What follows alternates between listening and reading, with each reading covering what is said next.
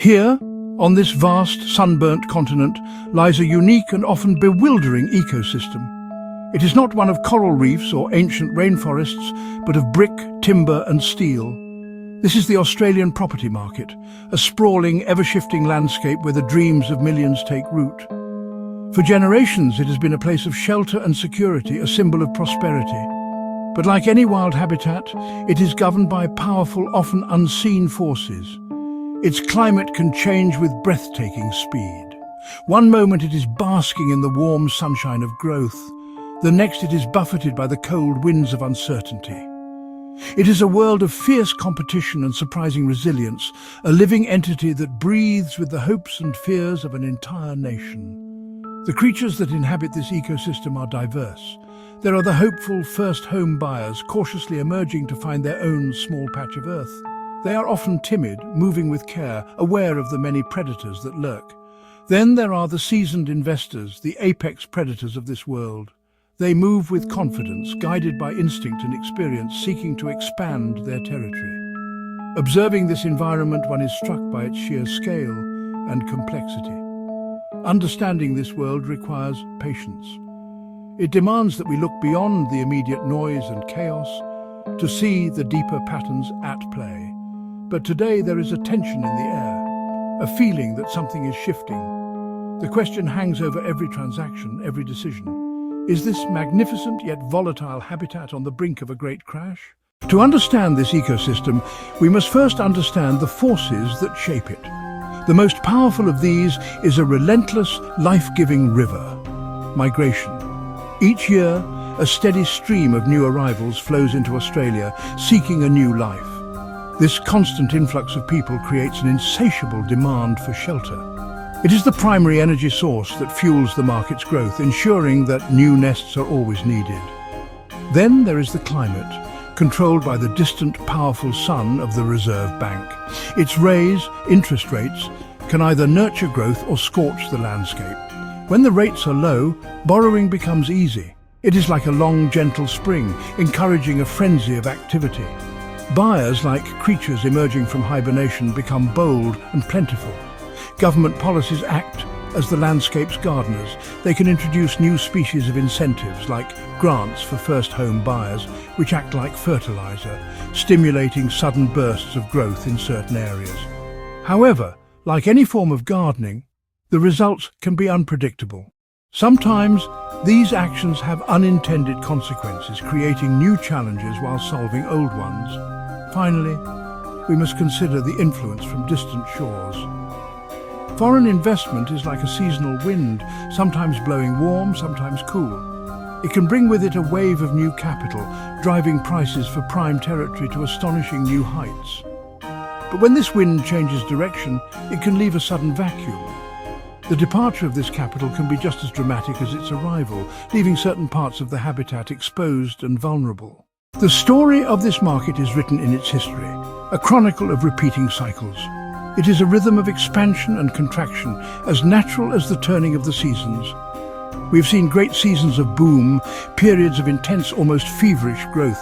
In the early 2000s, for example, the ecosystem flourished. A combination of easy credit and strong economic conditions created a perfect storm of prosperity. Prices soared, and a sense of unshakable optimism swept across the land. It was a golden age, a time when it seemed the growth would never end. These periods leave behind a legacy of confidence, a deep-seated belief in the market's inherent strength. But even in the most idyllic habitats, periods of stress are inevitable. The late 1980s offered a stark reminder of this. A sharp and sudden increase in interest rates sent a shockwave through the system. It was like a sudden drought after years of plentiful rain. The once vibrant landscape withered, prices fell, and many who had ventured too far out on a limb found themselves exposed. More recently, the ecosystem has shown remarkable adaptability. The global financial crisis of 2008 sent tremors across the world, but here, the habitat barely flinched. It was a testament to the unique resilience of the Australian system.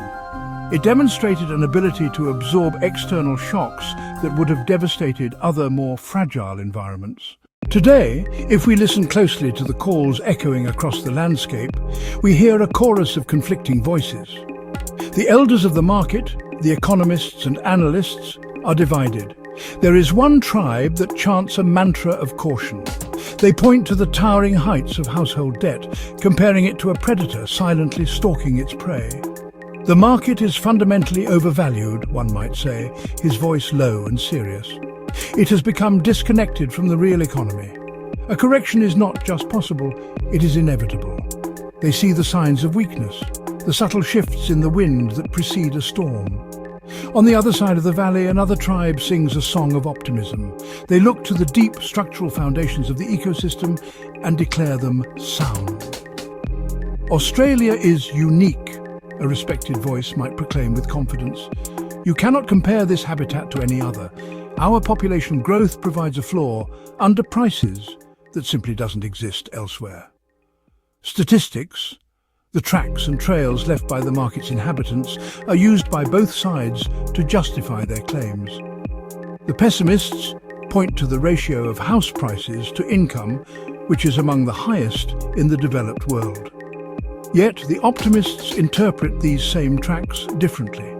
They highlight the remarkably low levels of mortgage defaults, even in times of rising interest rates. They see this as evidence of strength, not weakness. So, what could push this mighty ecosystem over the edge? What is the trigger that could start the landslide? The most obvious catalyst would be a sudden sharp shock to the nation's economic health. Imagine a severe global recession that causes a spike in unemployment. If a large number of inhabitants suddenly lose their source of income, their ability to maintain their territory is compromised. Another potential trigger lies in the global financial currents. A sudden credit crunch, where the flow of money into the country dries up, could have a devastating effect. If the banks that nurture this habitat find themselves unable to lend as freely as before, the entire system would seize up. The lifeblood of credit would slow to a trickle, and the market would begin to suffocate. However, powerful anchors hold this ecosystem firmly in place. The most significant is the fundamental imbalance between supply and demand. For decades, construction has failed to keep pace with population growth. This chronic undersupply creates fierce competition for available territory. It acts as a powerful safety net, catching the market whenever it begins to fall. Furthermore, the cultural significance of property cannot be overstated. The Great Australian Dream is not just an economic concept. It is a deeply ingrained part of the national psyche. Generations have been raised on the belief that property is the safest path to wealth. This collective faith creates an incredibly strong psychological floor. We stand now at a crossroads, gazing out at an uncertain horizon.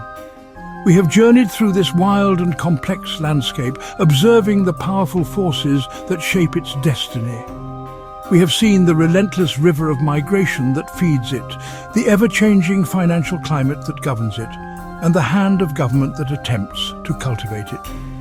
The ecosystem is in a state of delicate, precarious balance.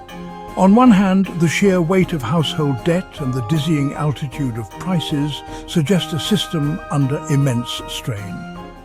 Like a towering canopy tree that has grown too tall, it appears vulnerable to the slightest storm.